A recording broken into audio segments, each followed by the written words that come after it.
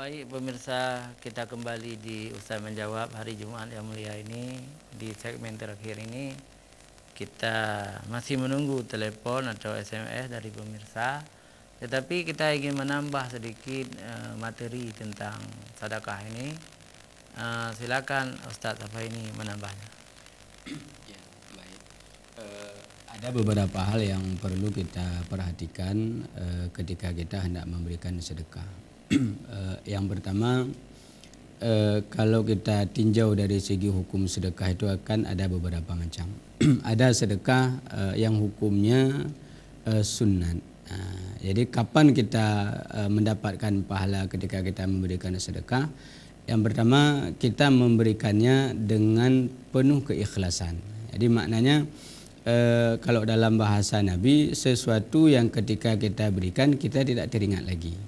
Ya, artinya begitu kita berikan maka kita tidak ingat lagi apa yang kita berikan. Ini mendapatkan pahala yang sangat luar biasa.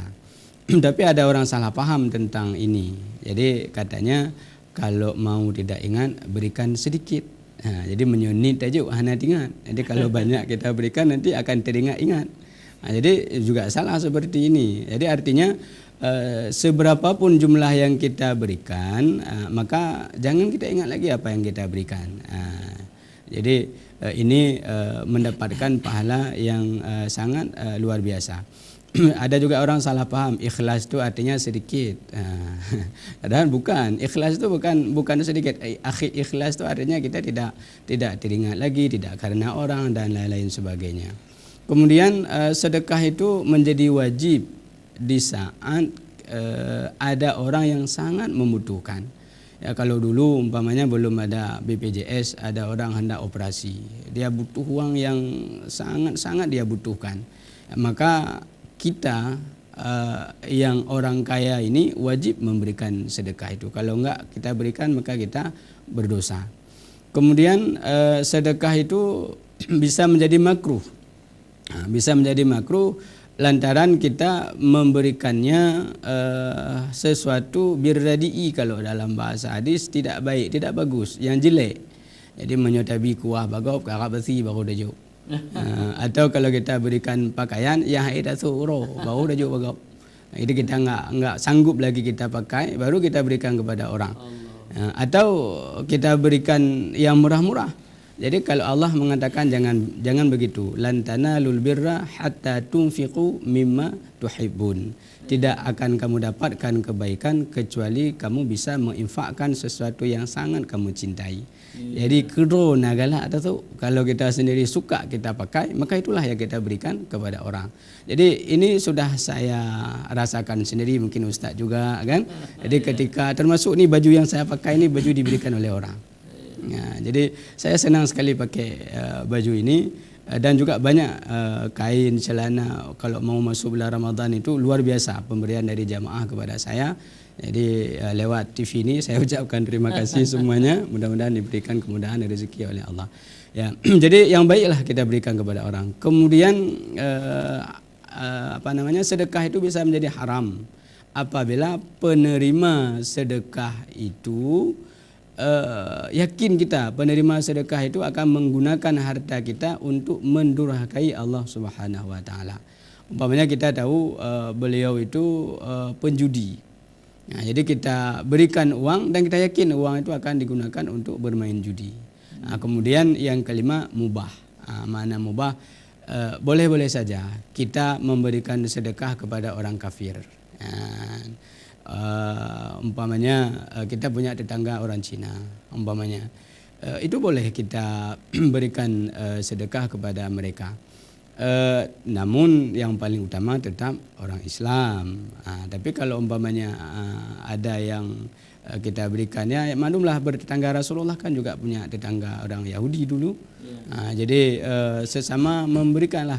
Kalau dalam masalah sosial kan nggak ada masalah. Yang penting jangan masalah akidah. Kalau dalam masalah akidah itu kita harus kuat dan tegas, tidak boleh tidak boleh bercampur akidah kita dengan akidah orang kafir. Tapi kalau dalam masalah sosial ini itu diperbolehkan. Jadi itu yang sangat kita perlu mendapat perhatian dari kita semua. Kemudian memberikan sedekah itu yang paling utama adalah dengan cara sir, artinya dengan cara tersembunyi. Namun kalau seandainya kita termasuk orang yang diikuti oleh orang, umpamanya Ustaz, Abu, Tengku, umpamanya beliau ini panutan orang. Jadi panutan orang. Jadi kalau beliau melakukan kebaikan itu akan diikuti oleh orang. Kan dalam salah satu ungkapan kan lisanul hal afsahu min lisanil maqal. Jadi perbuatan seseorang itu lebih cepat dicontohi oleh orang daripada ucapan kita. Jadi ada ulama, ada ustaz, jadi beliau memberikan sedekah nampak dilihat oleh orang lain, itu boleh. Itu boleh. Untuk liuk tadabi, supaya diikuti oleh orang lain. Ini jangan kita ceramah sedekah, itanya hantu dah juga sedekah. Kita selalu ceramah sedekah, dalam ceramah selalu sedekah. Kita nggak pernah memberikan sedekah. Maka ya alhamdulillah saya dimanapun saya masuk, jadi itu tetap saya persiapkan sedikit. Kecuali kalau saya lupa, itu lain. Jadi tapi yang pasti kalau kita berikan nampak oleh orang itu, kita juga harus menjaga hati, jangan sampai juga ria, karena ria itu juga dapat menghapuskan pahala. Jadi demikian saya pikir hal-hal yang sangat penting dalam masalah sedekah ini. Iya, baik, luar biasa. Ya. Dan kita minta juga sekitar 2 menit dari Ustadz, ya. Apa yang mau disampaikan tentang sedekah-sedekah ini? Silakan. Bismillahirrahmanirrahim. Bapak Ibu, ikhwan fillah yang dimuliakan Allah Subhanahu wa taala, pemirsa ACTV. Jadi banyak keutamaan-keutamaan kalau kita fikir dalam hal bersedekah ini, banyak keutamaan-keutamaannya. Terutama di bulan suci Ramadan dan di bulan-bulan lainnya. Yang terutama di bulan suci Ramadan. Dalam sebuah hadis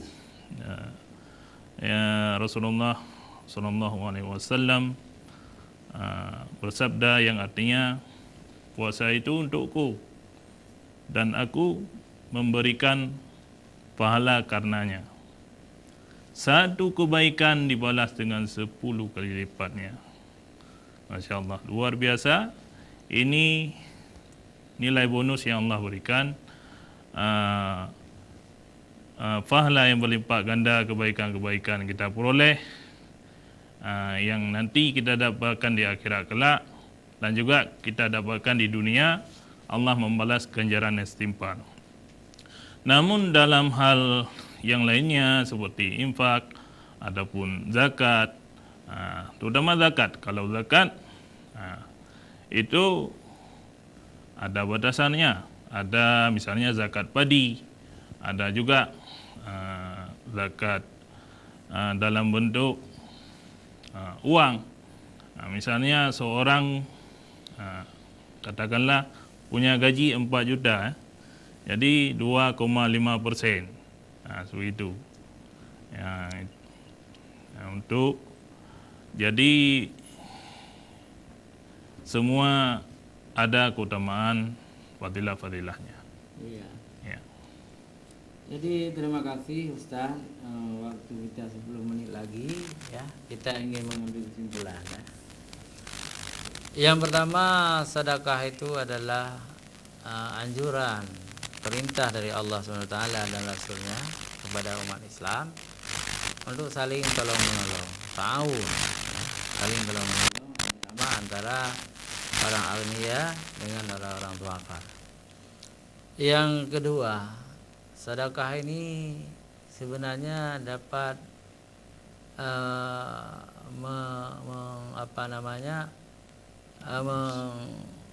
menghilangkan kemiskinan, ya, menghilangkan kesedihan orang-orang miskin. Yang ketiga, terjalin silaturahim yang luar biasa antara pemberi dan yang menerima. Kita harus menggalakkan sedekah ini, harus kita galakkan. Dan kadang-kadang dalam Al-Quran zakat juga dinamakan sedekah, saya. Iya, sedekah. Innamas sadaqah Lil fuqara. lil fuqara wal masakin. Jadi sedekah juga. Jadi harus kita galakkan di bulan Ramadan, apalagi dilipat gandakan oleh Allah pahalanya, maka kita harus senang dengan orang-orang yang memberi sedekah. Kemudian sedekah dari orang non-Islam boleh kita terima, ya, boleh kita terima. Tetapi menurut keyakinan kita, dalam Al-Quran juga disebutkan sedekah orang kafir itu tidak diterima oleh Allah SWT, tidak diberi pahala. Tetapi dalam keyakinan agama mereka tentu berpahala juga. Malah dalam agama Kristen dan agama Konfusi juga mereka sangat menganjurkan memberi sedekah, dapat surga di akhirat. Tetapi menurut kita, orang-orang kafir yang bersedekah itu tidak diterima oleh Allah SWT seperti fata morgana, tidak ada di hari akhirat. Tapi ini harus kita rahasiakan sama orang kafir. Kalau kita ceritakan ini, orang kafir nanti tidak mau memberi sedekah, ya. Jadi kalau diberi sedekah oleh orang kafir, kita terima saja, ya. Hal-hal lain yang perlu kita ingatkan bahwa bulan Ramadan ini adalah bulan sedekah sebenarnya. Rasulullah dikatakan oleh Ustaz Afahini tadi sangat murah tangannya, sangat aljud ya, sangat murah tangannya. Ini ada waktu sedikit, saya minta kepada Ustaz Afahini, bagaimana Rasulullah di bulan Ramadan? Silakan. Ya, baik pemirsa yang dirahmati Allah Subhanahu wa taala. Ya, Rasulullah orang yang paling kenal dengan Allah Subhanahu wa taala. Dan Rasulullah orang yang paling takut kepada Allah Subhanahu wa taala. Ketika Rasulullah mendapatkan sesuatu pemberian dari orang, maka Rasulullah tidak menimbunnya di rumah, tapi beliau membagi kepada sahabat-sahabatnya. Ya, di samping rumah Rasulullah itu ada ashabus suffah. Ada ashabus suffah yang 70 orang lebih kurang. Itu setiap ada pemberian dari orang lain, maka Rasulullah itu membagi kepada sahabat-sahabatnya. Bahkan siapa saja yang meminta kepada Rasulullah, Rasulullah tidak pernah menolaknya. Maka ketika ada orang datang ke rumah kita meminta sesuatu kepada kita, maka jangan kecilkan hati mereka. Berikan apa yang bisa kita berikan. Enggak mampu 5.000, berikan 2.000. Tapi harus kita ingat bahwa dalam pemberian itu ada penghargaan. Dalam pemberian ada penghargaan. Artinya jangan kita anggap remeh orang yang meminta itu. Karena Rasulullah SAW pernah didatangi oleh orang-orang fakir. Datang kepada Rasulullah mengadu, ya Rasulullah, kami ini orang miskin ya Rasulullah. Kami enggak punya apa-apa. Orang kaya bisa naik haji, orang kaya bisa bersedekah yang banyak. Sedangkan kami ini orang miskin enggak bisa apa-apa ya Rasulullah. Lalu Rasul mengatakan, wahai orang yang paling mulia di sisi Allah, sampaikan kepada kaummu bahwa ibadahmu itu lebih besar pahalanya daripada orang-orang kaya. Ya, maka ketika ada orang miskin, itu jangan kita pandang dengan sebelah mata. Jangan ketika kita memberikan sedekah hina orang yang minta itu, jangan. Tapi mereka itu adalah orang-orang yang dimuliakan oleh Allah Subhanahu wa taala. Betapa banyak bala tertolak dengan sebab doa orang-orang yang miskin itu. Maka raihlah kebaikan dengan cara mendekatkan diri kita kepada Allah dan memberikan sedekah kepada orang-orang yang bisa kita berikan. Mudah-mudahan bermanfaat. Amin ya rabbal alamin. Iya. Alhamdulillah pemirsa, kita berada di detik-detik terakhir pertemuan hari ini. Dan insya Allah besok Ustaz Menjawab akan diisi oleh Ustaz Adzanul Fajri jam 8.30 insya Allah dengan tema yang lain. Ya. Juga hari berikutnya Ustaz Adzanul Fajri dan dengan saya kita akan berjumpa lagi di hari Senin yang akan datang. Pemirsa Aja TV yang dirahmati Allah, kita tutup acara kita ini dengan membaca doa. Kita persilakan salah seorang guru kita untuk membaca doa.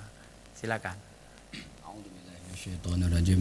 Bismillahirrahmanirrahim. Alhamdulillahirabbil alamin. wassalatu wassalamu ala rasulikal karim wa ala alihi wa sahbihi ajma'in. Amin. Allahumma inna nas'aluka ridhaka wal jannata wa na'udzu bika min sakhatika wan nar.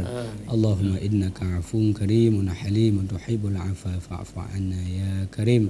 Allahumma rabbana zalamna anfusana wa illam taghfir lana wa tarhamna lanakunanna minal khasirin. Allahumma rabbana atina fid dunya hasanah wa fil akhirati hasanah wa qina adzaban nar. Wa sallallahu ala sayyidina Muhammad wa ala alihi wa sahbihi wasallam walhamdulillahi rabbil alamin. Hanya sampai di sini pertemuan kita. Billahi taufiq wal hidayah. Wassalamualaikum warahmatullahi wabarakatuh.